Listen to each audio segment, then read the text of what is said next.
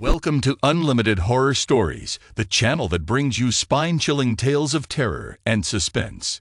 In this video, we present The Cursed Game, a tale of brotherly sacrifice. This is a story about two estranged brothers who embark on a dangerous journey to solve the mystery behind their father's disappearance, only to find themselves caught in the clutches of a cursed 1980s VCR board game. Throughout this story, you will experience a slow build of tension and fear as the brothers navigate through a world of dark magic and malevolent forces. You will witness their struggles, their fears, and their ultimate sacrifice in the face of an insurmountable evil. We invite you to support our channel, Unlimited Horror Stories, by liking this video and subscribing to our channel for more terrifying tales of horror and suspense. Don't forget to hit the bell icon to receive notifications every time we upload a new video. So sit back, turn off the lights, and prepare to be transported to a world of fear and horror in The Cursed Game, a tale of brotherly sacrifice. Jake and Mark had always been close as kids, but as they grew older, their relationship became strained. They went their separate ways and hadn't spoken to each other in years. That was until their father, who they hadn't seen in over a decade, went missing. The police had no leads, no suspects, and no clues. It was as if their father had vanished into thin air, but the brothers weren't going to sit idly by and wait for the authorities to solve the case. They decided to put their differences aside and work together to find their dad. Jake, the younger brother, was a successful businessman. He had a wife and kids and lived in a fancy house in the suburbs. Mark, on the other hand, was a struggling artist. He lived in a small apartment in the city and worked odd jobs to make ends meet. Despite their different lifestyles, they both shared a deep love for their father. The first step was to go to their childhood home, a sprawling estate in the countryside. As they drove up the long driveway, memories flooded back. They remembered playing hide and seek in the gardens, fishing in the pond, and having family dinners in the grand dining room. But as they approached the house, they noticed that it looked different. The windows were boarded up, the garden was overgrown, and the once grand facade was now chipped and faded. They knocked on the door, but there was no answer. They tried the handle, and to their surprise, it was unlocked. The inside of the house was just as neglected as the outside. There were cobwebs in the corners, dust on the furniture, and an eerie silence that hung in the air. As they explored the house, they stumbled upon a box in the attic. Inside, they found an old VCR board game from the 1980s. It was called The Curse of the Witch's Coven. Mark picked up the box, and a shiver ran down his spine. "I remember this game. We used to play it all the time. Dad loved it." Jake raised an eyebrow. "I don't remember this at all. Are you sure we played it?" Mark nodded. "Positive. We would always fight over who got to be the witch. But then one day, Dad got rid of it. He said it was cursed." Jake scoffed. "Cursed? That's ridiculous." But as they played the game, strange things began to happen. The lights flickered, the air grew colder, and a feeling of dread settled in their stomachs. Suddenly, the power went out, and they were plunged into darkness. And then, just as suddenly, the power came back on, and the game board glowed with an otherworldly light. Mark looked up at Jake, fear etched on his face. "What did Dad mean when he said it was cursed?" he whispered. Jake swallowed hard. He didn't believe in curses, but something about this game felt different. "I don't know, but we need to find out what happened to our father, and if this game has something to do with it, we need to figure it out." As they packed up the game, they heard a noise coming from another part of the house. They froze, listening intently. It sounded like footsteps. Slow, deliberate footsteps, getting closer and closer. They looked at each other, and without saying a word, they knew they needed to get out of the house and fast. As they ran down the stairs and out the front door, they caught a glimpse of a figure in the shadows, watching them. After their unsettling experience with the VCR board game, Jake and Mark decided to do some research on its origins. They spent hours combing through old newspapers, searching for any mention of the game or its creator. Finally, they stumbled upon an article from the 1980s about a man named David Stone, who had created the game. The article described Stone as a reclusive figure who had disappeared shortly after the game's release. The brothers were intrigued. Could David Stone have something to do with their father's disappearance?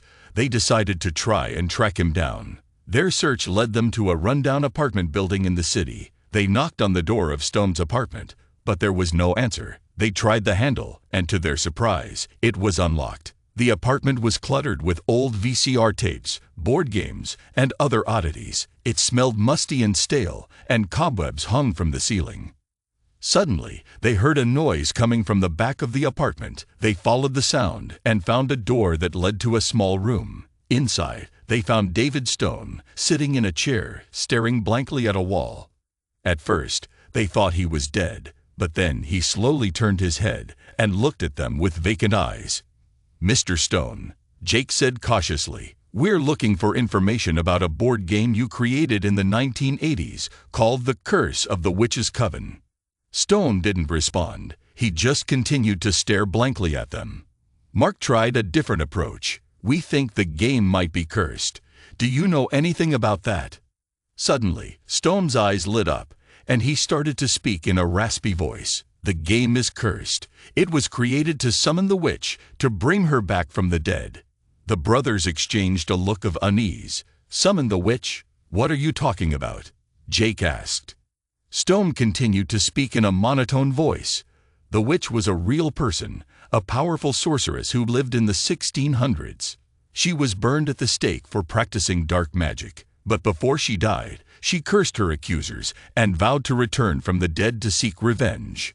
The brothers listened in horror as Stone continued his tale. "I created the game to summon the witch. It was supposed to be a way to communicate with her, to ask for forgiveness, but I made a mistake. I used the wrong incantation, and the curse was unleashed." Jake and Mark were speechless. They had stumbled upon a dark secret, and they had no idea what to do next. They thanked Stone for his time and left the apartment, deep in thought. As they walked down the street, they couldn't shake the feeling that they were being watched. They turned around and saw a figure in the shadows, watching them. They couldn't make out who it was, but they knew they needed to be careful. The game had unleashed a curse, and they were now caught in its deadly grip. Jake and Mark were unnerved by their encounter with David Stone and the revelations about the VCR board game. They decided to leave the city and return to their hometown to continue their investigation. Upon arriving home, they found that strange occurrences had begun to happen. The power flickered on and off, and strange noises could be heard throughout the house. They tried to brush it off as a coincidence, but they couldn't shake the feeling that something was terribly wrong. As they settled in for the night, they heard a knock at the door. Jake went to answer it, but no one was there. He turned to head back inside, but stopped in his tracks when he saw the VCR board game sitting on the porch. Mark immediately recognized it. "That's the game we played at Dad's house," he said, fear creeping into his voice. Jake hesitated but then picked up the game and brought it inside. They set it on the kitchen table, unsure of what to do next. As they sat in silence, they heard a strange chanting coming from the game. It grew louder and more intense until suddenly the room was filled with a blinding light. When the light faded, they found themselves standing in a strange otherworldly realm. They looked around in awe and fear as they realized they had been transported to a dark forested area. The trees were gnarled and twisted, and the ground was covered in thick, black vines. They saw movement in the shadows and realized they were not alone. Suddenly, they were confronted by the witch herself. She appeared out of nowhere, her eyes blazing with a fierce intensity. She spoke in a voice that sounded like 1,000 whispers. "You have summoned me," she said. "You will pay the price for your ignorance." Jake and Mark were paralyzed with fear. They didn't know what to do or where to turn. They had unleashed a curse, and now they were face to face with the entity they had summoned. The witch raised her arms, and a blast of energy knocked the brothers to the ground. They struggled to get up, but they were weakened by the attack.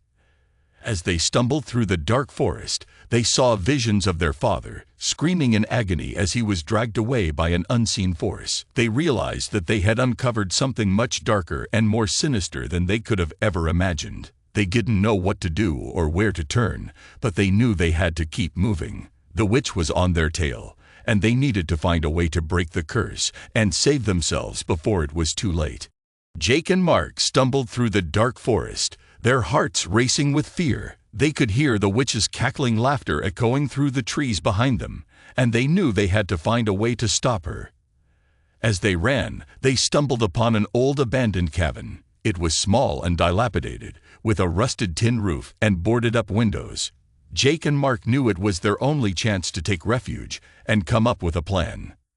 They pushed open the creaky door and stepped inside, their eyes scanning the dusty interior. The air was thick with the smell of mold and mildew, and the only light came from a small flickering candle on a rickety table. They sat down at the table and tried to catch their breath. Mark was the first to speak. "We have to figure out a way to break the curse," he said. "We can't keep running forever." Jake nodded in agreement. "But how do we do that? We don't even know what kind of curse this is." Mark stood up and began to pace back and forth. "We have to find a way to destroy the game. It's the only way to stop this." Jake shook his head.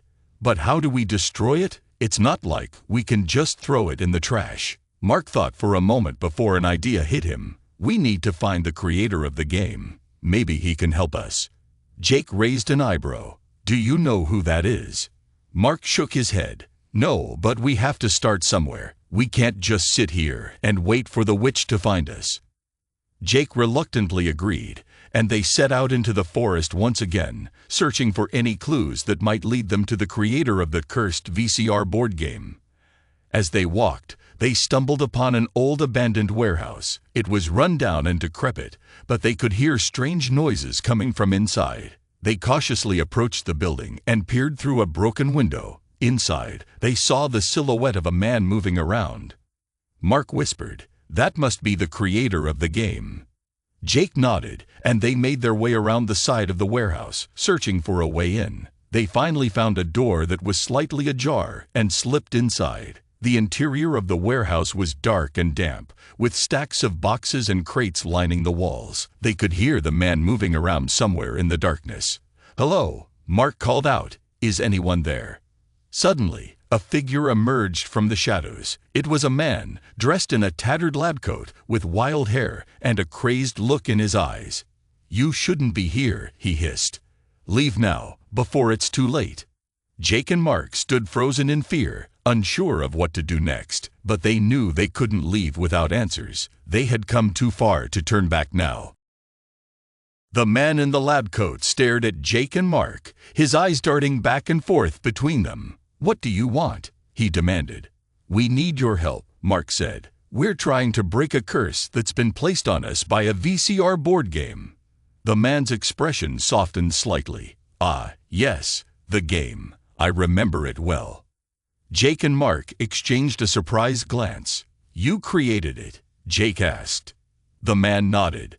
"I'm Dr. Henry Johnson. I designed the game in the 1980s. Mark stepped forward eagerly. "Can you help us break the curse? We're in desperate need of a solution." Dr. Johnson hesitated for a moment before speaking. "The curse is powerful, but not unbreakable. However, it will require a great sacrifice." "What kind of sacrifice?" Jake asked. Dr. Johnson looked grim. "The curse can only be broken by a willing sacrifice of the one who started it. In this case, it was your father who played the game first, correct?"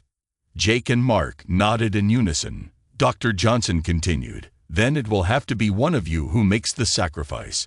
The curse will only be lifted if someone willingly gives up their life in exchange." Jake and Mark were stunned. They had come so far, but the idea of sacrificing one of their own was almost too much to bear. "We can't just give up like that," Mark said. "There has to be another way." Dr. Johnson shook his head. "I'm sorry, but the curse is too powerful. The sacrifice is the only way." Jake and Mark looked at each other, their minds racing with fear and uncertainty. They knew they had to make a decision, but it was a decision that would change their lives forever. As they left the warehouse, the weight of the situation hung heavily on their shoulders. They knew what they had to do, but the thought of sacrificing one of their own was almost too much to bear. They walked in silence through the forest, each lost in their own thoughts. It wasn't until they stumbled upon an old cemetery that they broke the silence. "What if we could find a way to break the curse without sacrificing anyone?" Jake asked. Mark looked at him skeptically. "Do you really think that's possible?" Jake shrugged. I don't know, but it's worth a try. They spent the rest of the day exploring the cemetery, searching for any clues that might lead them to a solution. But as the sun began to set, they realized they had come up empty-handed. "We have to do something," Mark said, desperation creeping into his voice. Jake nodded. "I know, but what?" As they walked back through the forest, their minds raced with fear and uncertainty. They knew they had to find a solution, but time was running out. Jake and Mark sat in silence, staring at the cursed game board in front of them. They had searched for a solution to break the curse for days, but they had come up empty-handed. It seemed that Dr. Johnson's words had been true. The curse could only be broken by a willing sacrifice. "I can't do this," Mark said, his voice shaking. "I can't sacrifice you, Jake." Jake looked at him with understanding. "I know, Mark, but we don't have any other options. We have to break this curse." Mark shook his head, tears streaming down his face. "I can't lose you too, Jake, not after everything we've been through." Jake reached out and grabbed his brother's hand. "We've been through a lot, but we'll get through this too. I'll always be with you, Mark. You know that." Mark looked at him, his eyes filled with pain and sadness. "I know, Jake, but it's not the same. You'll be gone." Jake took a deep breath and closed his eyes, preparing himself for the ultimate sacrifice. He knew it was the only way to break the curse and save his brother. As he opened his eyes, he saw a faint glow emanating from the game board. He reached out and placed his hand on it, feeling a surge of energy flow through him.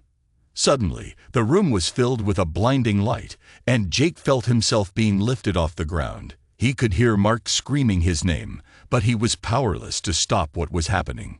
When the light faded, Jake found himself standing in a strange room. He looked around, trying to make sense of his surroundings. It was then that he realized he wasn't alone.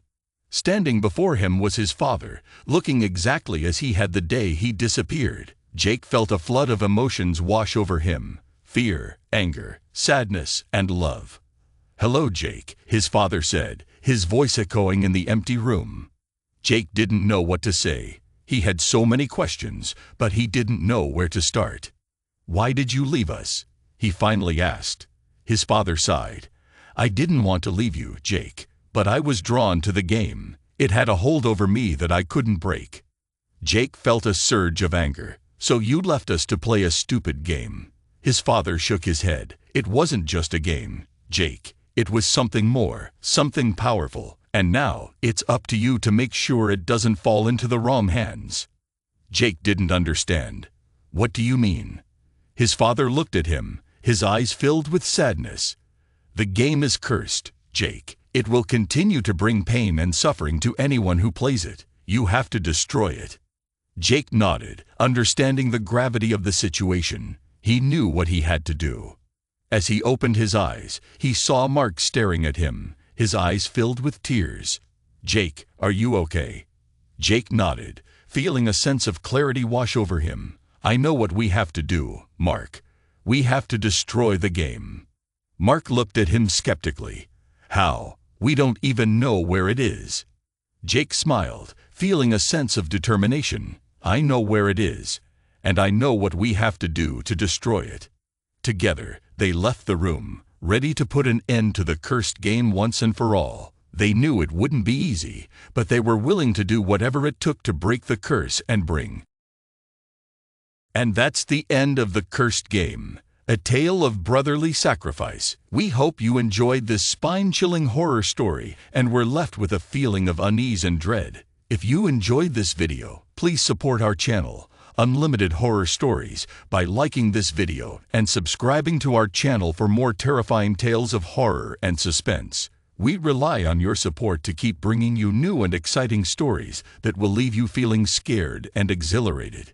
Thank you for watching and joining us on this journey into the dark and twisted world of horror. Don't forget to hit the bell icon to receive notifications every time we upload a new video. Until next time, stay safe and remember, you never know what horrors lurk in the shadows.